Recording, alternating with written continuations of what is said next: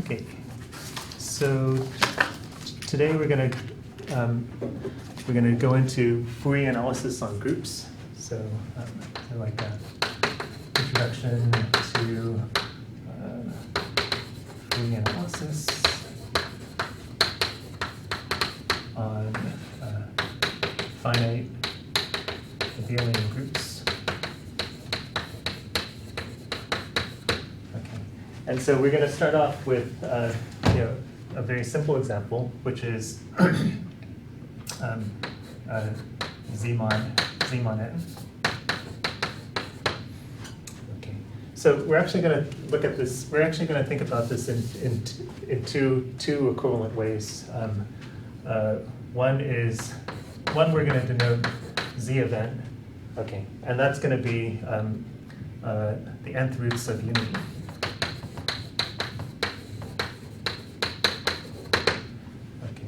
So, sorry, capital nth roots of unity. Okay, so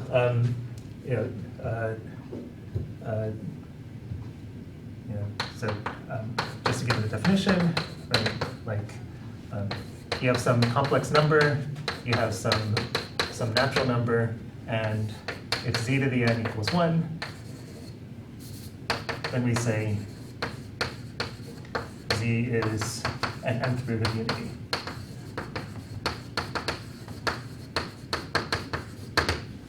Okay. And what these are, well, of course, there's 1, there's e to the 2 pi I over n, e to the 2 pi, e to the 2 pi 2 I over n, etc., up to e to the 2 pi I n minus 1 over n. Right, so they're just powers of this sort of primal nth root, right? So like if we're talking about the fourth roots of unity, well, that's going to be that's going to be 1. There's going to be pi over 2. Pi and 3 pi over 2, right? So, okay. So,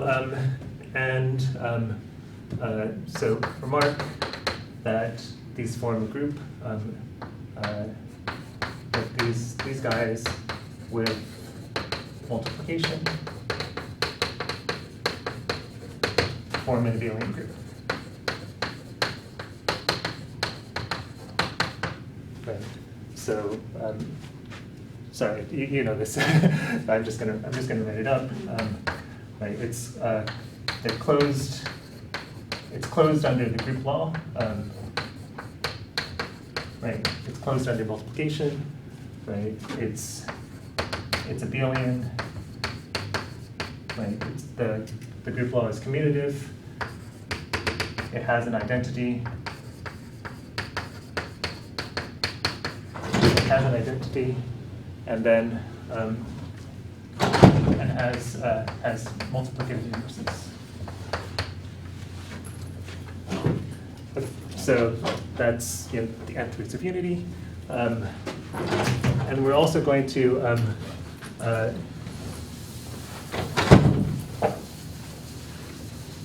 we'll also look at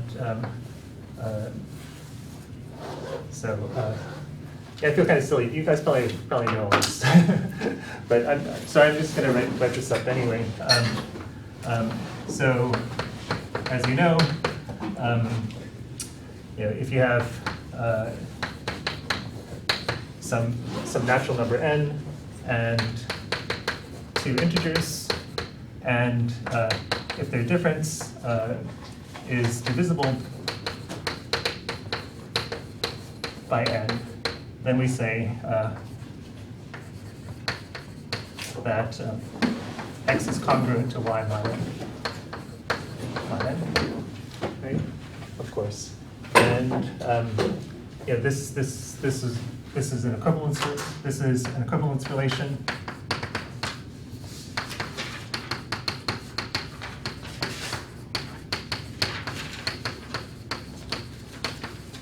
this an equivalence relation, and then we denote,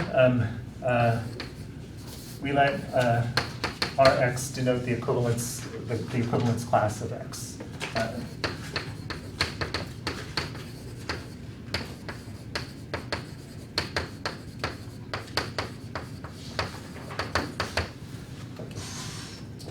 And it's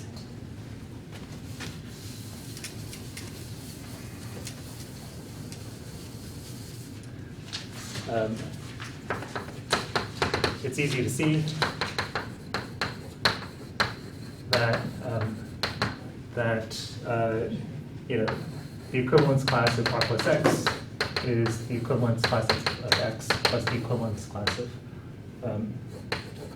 the equivalence class of X plus Y is the same thing as the equivalence of class of X plus the equivalence class of Y. No, I'm sorry, that's not how you say it. One can define a group law on these equivalence classes. So one denotes the equivalence classes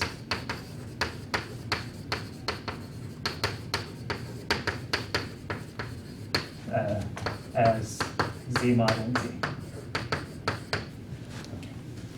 And then you can define a group law on Z mod and Z by saying that the sum of these equivalence classes is the equivalence class of the sum of the representatives.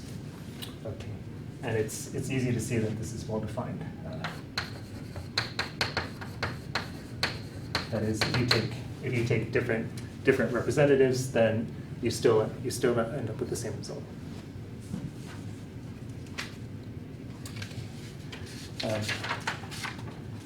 Okay, so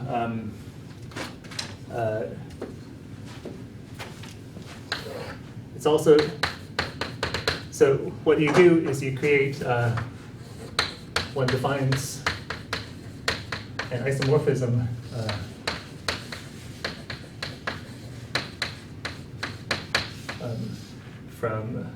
from Z mod NZ to Z of n by taking the equivalence class of K to the kth power of the fundamental of the fundamental nth root of unity. Okay, so it's easy to it's easy to see that this is 1-to-1 and it's onto and it preserves the group law. So it's an isomorphism.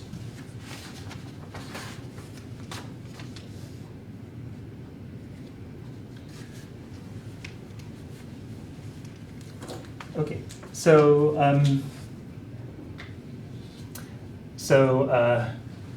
we'll basically consider these things the same thing. Okay, we'll consider these things the same thing, and we'll also one can just in the same way identify the functions on Z mod n and the nth roots of unity. Okay. So we'll just consider all these things to be the same. Okay, so what we're going to do today is Fourier analysis on the functions on Z mod n. Okay. And this will be sort of like a simple example. After that, we're going to talk about Fourier analysis on finite abelian groups, and then we'll go from there to the number theory in the last chapter.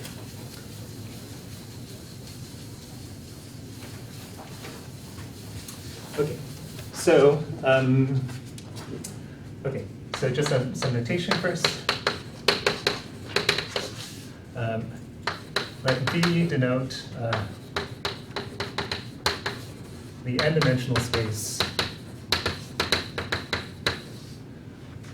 the n-dimensional inner product space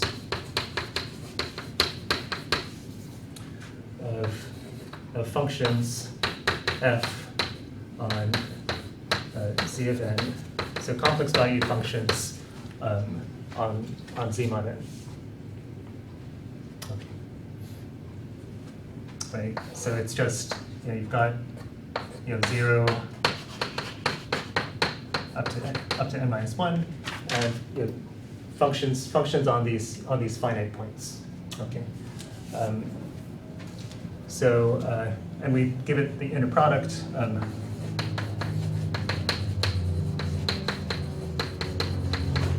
With inner product, kind of the obvious one, you take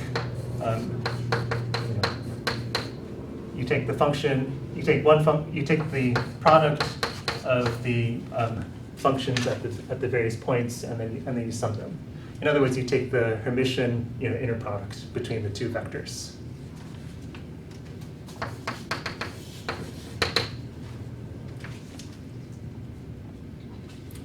Okay, so this gives you an inner product. It also gives you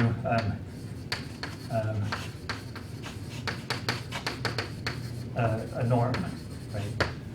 So, the norm, of course, is just the square root of the inner product of the function against itself.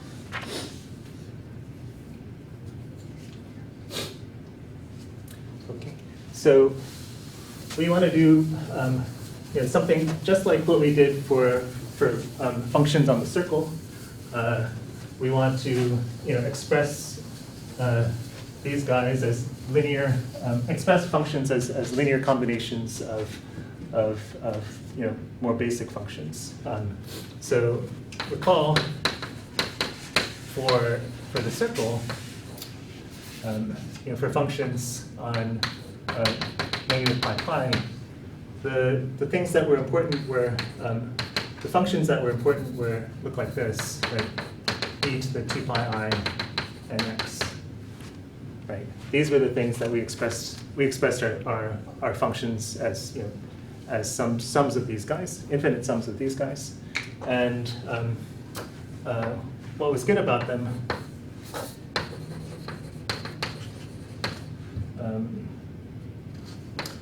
What was key about these functions was that one, that they formed an orthonormal set.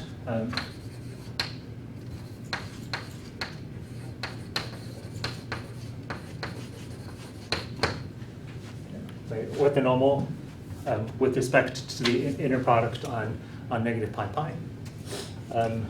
Two, that they're linear combinations, right? The span of these guys was dense in the continuous functions, right? Dense in the L infinity sense, and also in the L2 sense. And three, that they were homomorphisms from the additive group into the multiplicative group. So e to the x, e of x plus y was e of x times e of y.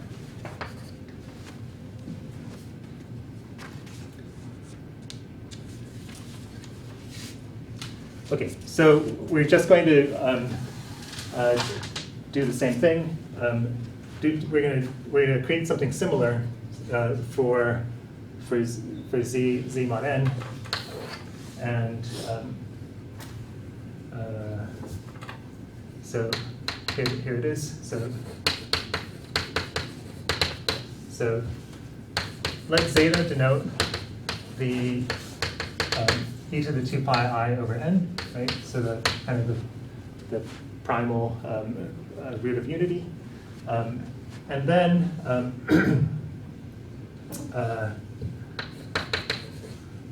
for L ranging from 0 to n minus 1, we define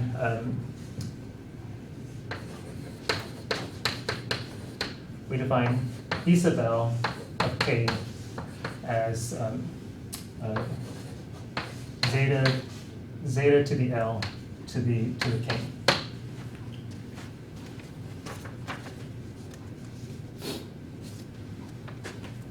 Okay, so for K, K in Z1F.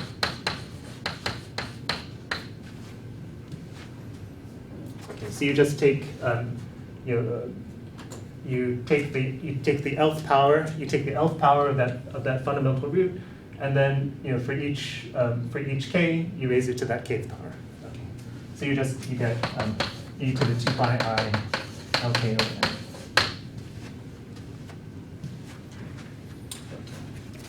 n. And it turns out that these are the functions that we want.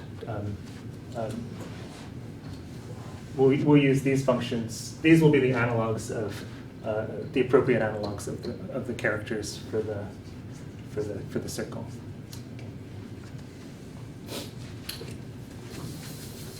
So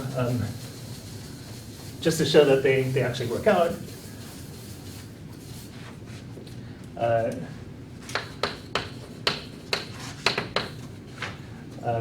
First, let's notice that if we look at these guys, E0, E1 through n minus 1, that these guys are orthogonal. Right. So, right, we want to show that the inner product is 0 unless they're equal to each other. So if you take E sub n against E sub L, well, that's going to be summation E sub m k E sub L k bar as k ranges from 0 to n minus 1.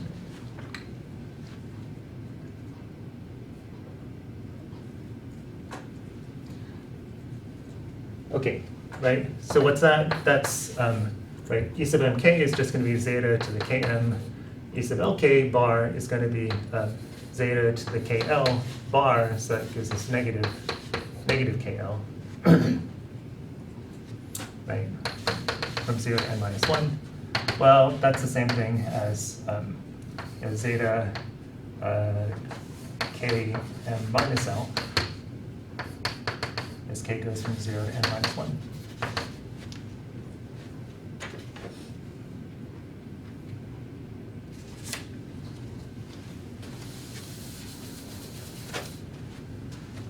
Right, but that's that's a geometric right. That's a geometric geometric sum.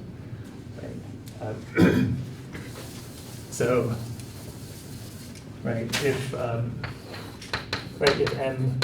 equals L, well then you're gonna get n.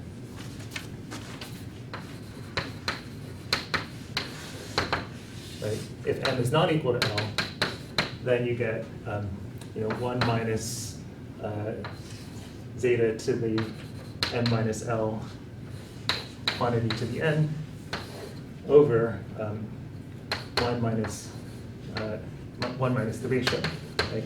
1 minus zeta to the n minus L.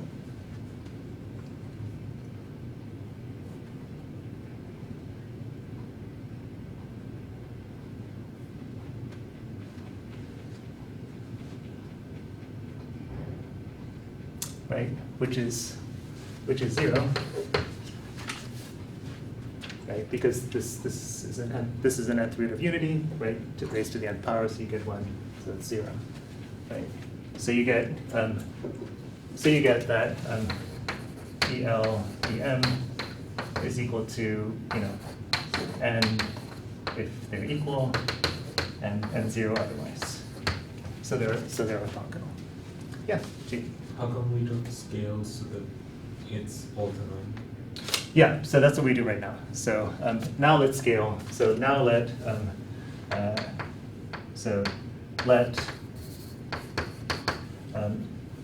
EL star be 1 over root n EL. Oh, I meant how come we don't scale the inner product? Like how? you could do it either way. Yeah. So you could scale the inner product, or you can scale this. Yeah.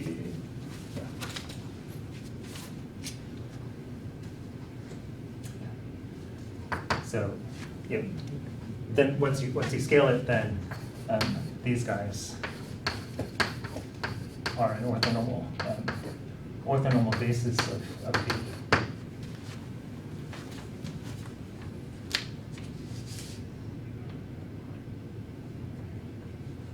Okay. Right. Remember, V was the functions on C mod n, and that's an n-dimensional space, right? That's an n-dimensional space, and so we've got we've got n orthonormal vectors, so that's a basis.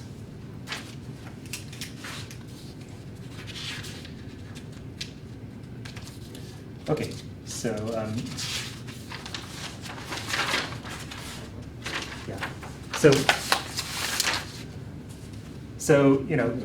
once you have this orthonormal basis, then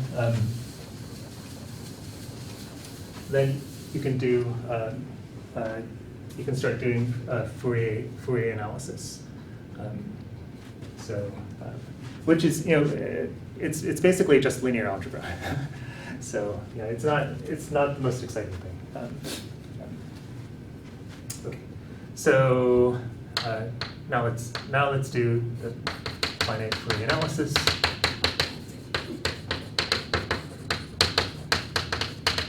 Right. So for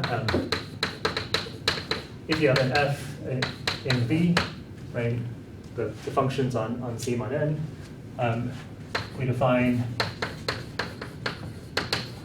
the nth Fourier coefficient.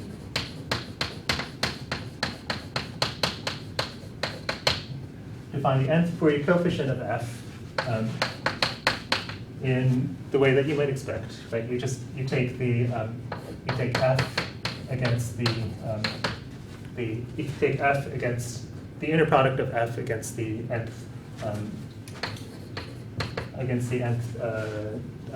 character. Okay. But we also divide by root n to make things work out. So okay.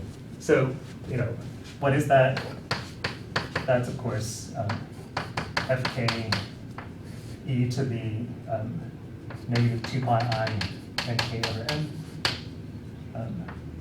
summed over k, and then we have a 1 over root n from the character, and we have this 1 over root n from here. So we get this. This is the nth Fourier coefficient.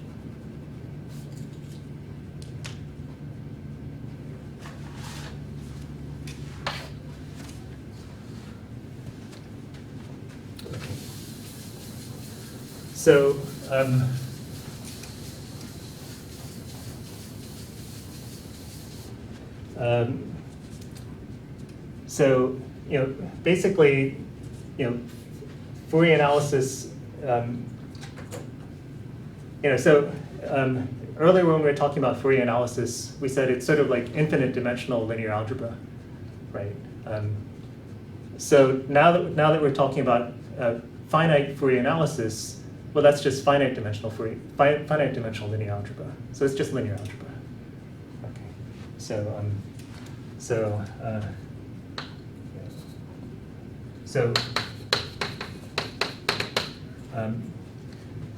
recall from linear algebra that if you have V and then you have an orthonormal basis E1 to the n, an orthonormal basis, then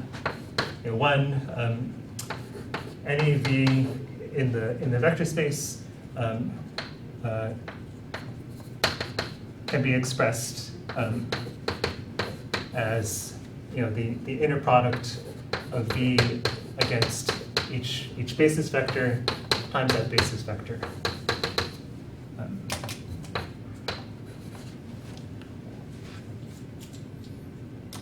Right. And second, we call Parseval's theorem. which says that that the norm squared is the same thing as the sum of the squares of the coefficients in that combination.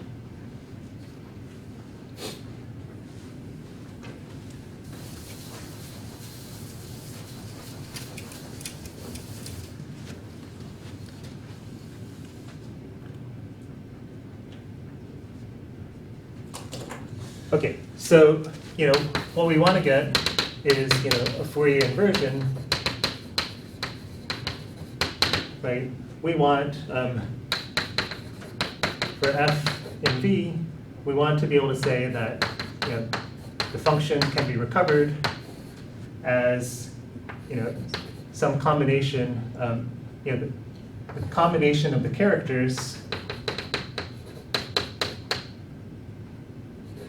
Combination of the characters that you get by taking the Fourier coefficients, right? So using the Fourier coefficients as the coefficients of a linear combination to recover the function, right? That's what you want for an inversion formula, right?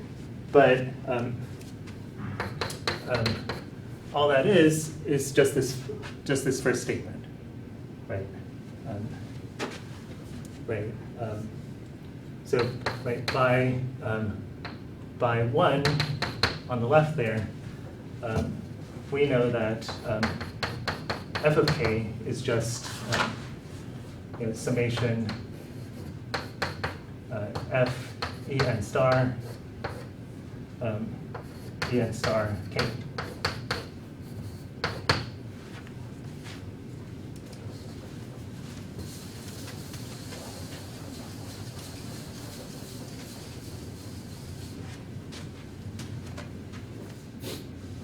Okay, but this f en star is root n times the Fourier coefficient, right? So this is just summation root n en star k, right? But remember, en star k was 1 over root n e to the 2 pi I kn over n. Right.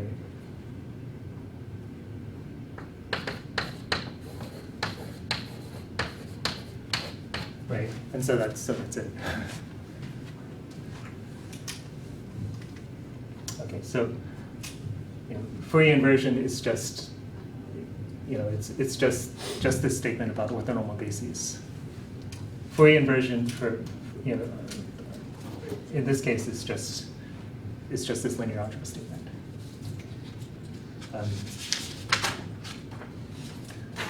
Okay, and similarly,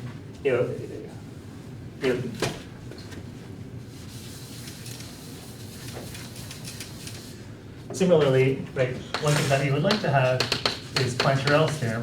Right? Plancherel's theorem that should say that summation of the Fourier coefficient squared, should be should be the L2 norm of the function. Right. So. And we need to throw in a constant.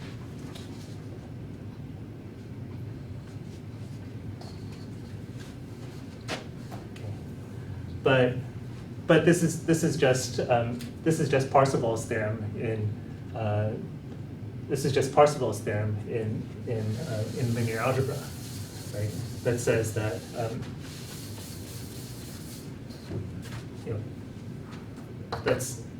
that says that the L2 norm of the function, the L2 norm of the vector is the same thing as the sum of the squares of the inner products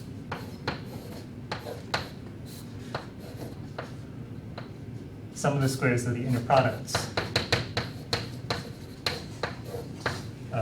of the function against the orthonormal basis.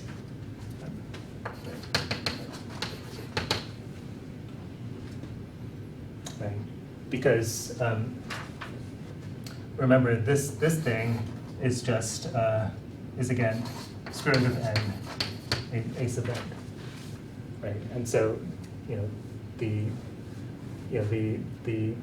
n gets pulled out, and you get the n on the other side. So it's just Parseval's there.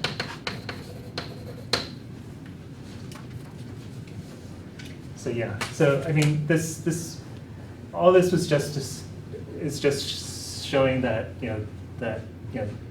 Fourier analysis on Z mod n is basically just linear algebra.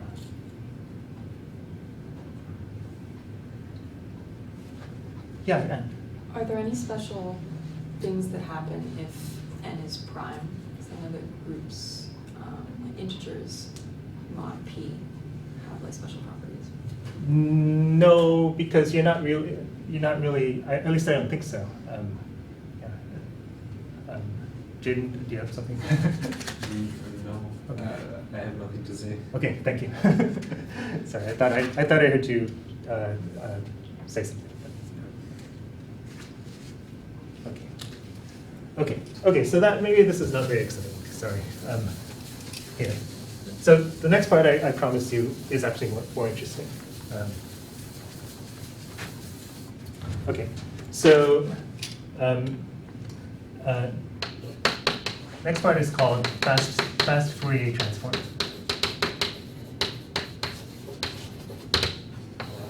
Okay. So it's basically like what's the best way to obtain the Fourier coefficients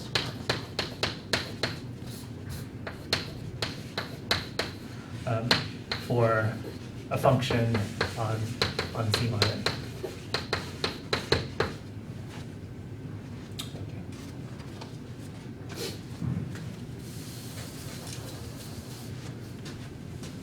Okay, so let a sub k of f superscript n denote the kth Fourier coefficient of f on Z mod n.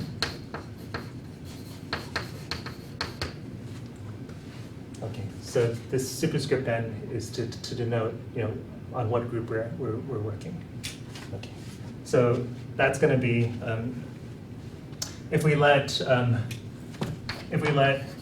w sub n denote e to the negative 2 pi I over n, then this is going to be summation fr wn w sub n to the kr as r ranges from 0 to n minus 1, and we need one over n factor.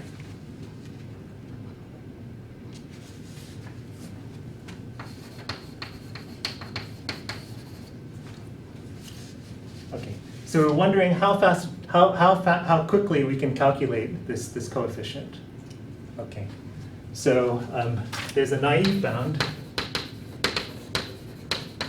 which is that it's big O of n squared. Okay, to calculate all the Fourier coefficients takes something on the order of n squared. And the reason is that you say, well, so that is, if you're given the values f0, f1 to fn minus 1, right? And suppose you're also given this, Wn, then it takes order of n squared operations to get all the Fourier coefficients. And the reason is that one thing you need to do is you need to calculate all powers of w sub n, right? So you need to calculate wn squared, wn cubed, up to wn to the n minus 1. Right? So that's going to be n minus 2 multiplications.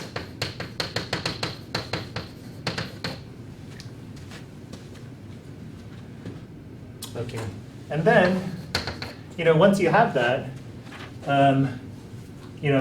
for each a sub k, for each coefficient, right? Well, you need to have, there's going to be n multiplications, right? So you need to multiply this by this, right? And there are n of those, right? There's also this last multiplication when you multiply by 1 over n, right? So you have, n plus 1 multiplications. But you also have n minus 1 additions, right? Because when you do the sum from 0 to n minus 1, you're going to have to add, you have to add them, there'll be n minus 1 steps to add those guys together, right? So you get a total of 2n operations, right? And so altogether, right? Altogether, one gets, this n minus 2 multiplications plus, 2n squared. Step 2 has to occur n times to get all the coefficients, right? So you get, so you get this 2n squared plus n minus 2. Okay, so that's kind of the naive way, but in the 60s, the statistician Tukey, so two statisticians, Cooley and Tukey, figured out a faster way to do it, and that way is of the order of n log n, so pretty close to just n. And amusingly, it was later discovered. So 20 years after that, they found out that it had been known to Gauss in 1805. So this often seems to happen to mathematicians. They think they made a discovery, and then they find out that Gauss knew it already.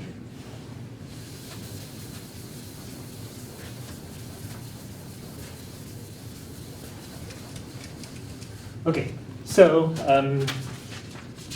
let's give the fast Fourier transform. So theorem. So if you're given, so for the case n equals some power of 2, so 2 to the n. If you're given given the value of the nth root, this sort of primal nth root, it takes at most 4 times 2n times n operations. In other words, for capital N log base 2 n operations. In other words, on the order of n log n. Operations to calculate all the Fourier coefficients.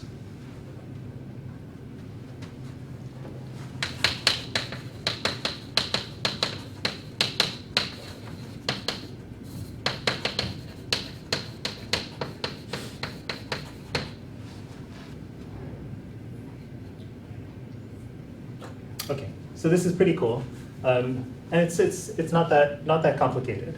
So let's introduce some notation. Let number parentheses m denote the minimum number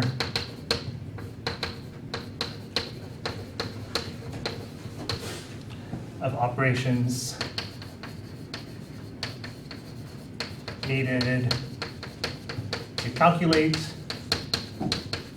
all the Fourier coefficients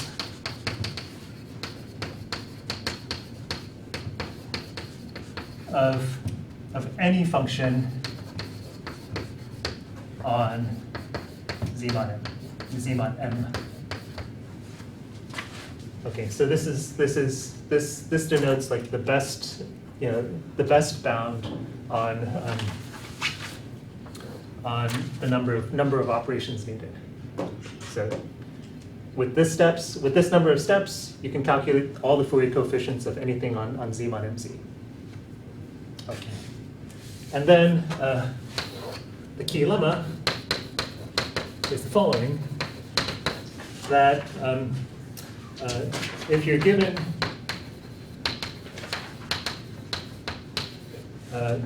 this W sub 2m, e to the negative 2 pi I over 2m, then the minimum number for Z mod 2m is controlled by twice the number for m plus 8m.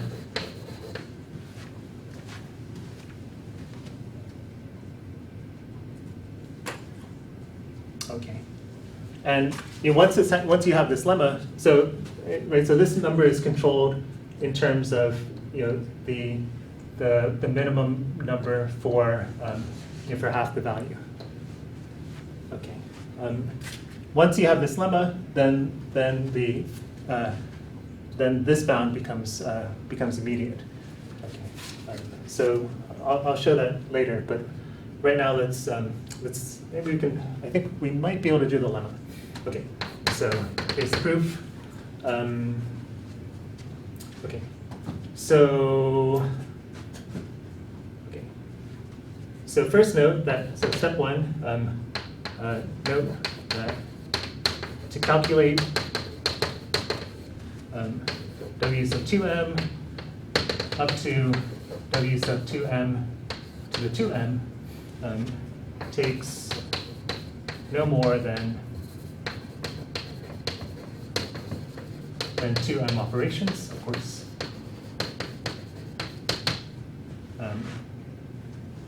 Also note that along the way we also get Wm, right? Because Wm is just W2m squared. Okay, so here's the big idea actually. The main idea is that you can express the Fourier coefficients of your function in terms of the Fourier coefficients of like its odd and even parts. So observe, given any function on Z mod 2m,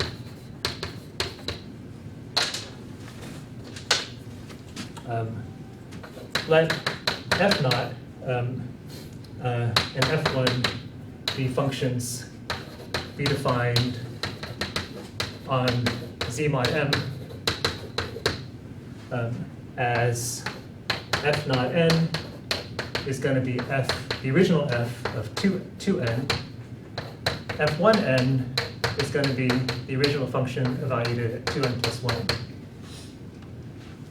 Okay. So this guy takes care of all the values at even points. This guy takes care of all the values at the odd points. Okay, right? And these guys are defined on Z mod M. Right? These guys are defined on Z mod M. So we know, remark, we know that by definition, that calculating the Fourier coefficients of these guys of f naught and f1 is controlled by takes at most two twice number m, right? Because each of them is in Z mod m, right? So.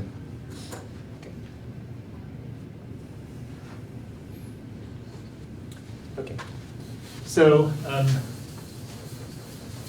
maybe we're not going to make it. So let's notate.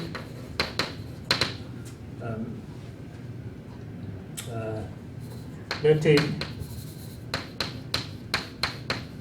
as we did above. Coefficients for Z mod 2m are going to have a 2m above. Coefficients for m, for Z mod m, are going to have an m above.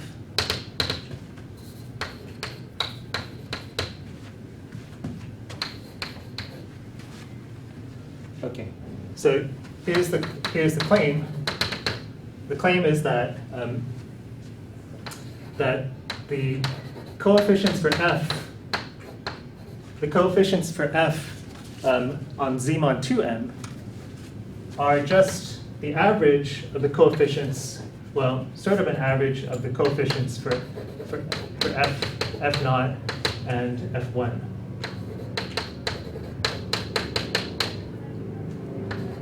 The second one needs to be weighted by the kth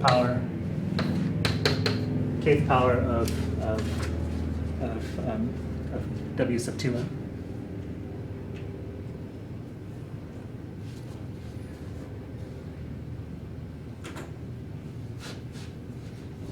Okay.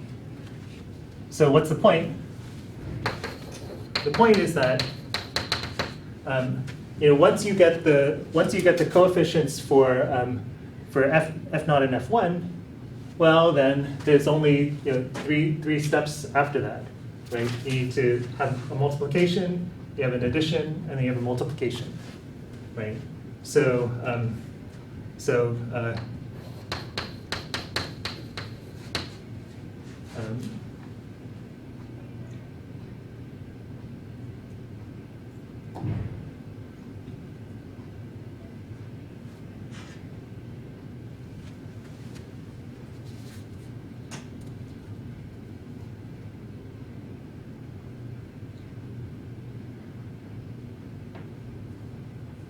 right.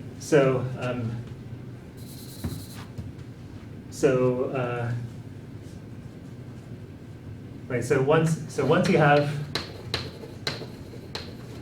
the coefficients for f naught and f1, there's only three more steps, right? 3 more steps per coefficient.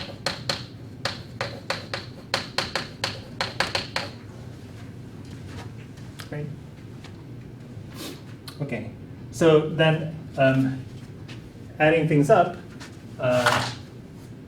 so the minimum number for 2m is going to be controlled by 2m. Remember this came from calculating powers of 2m, w sub 2m.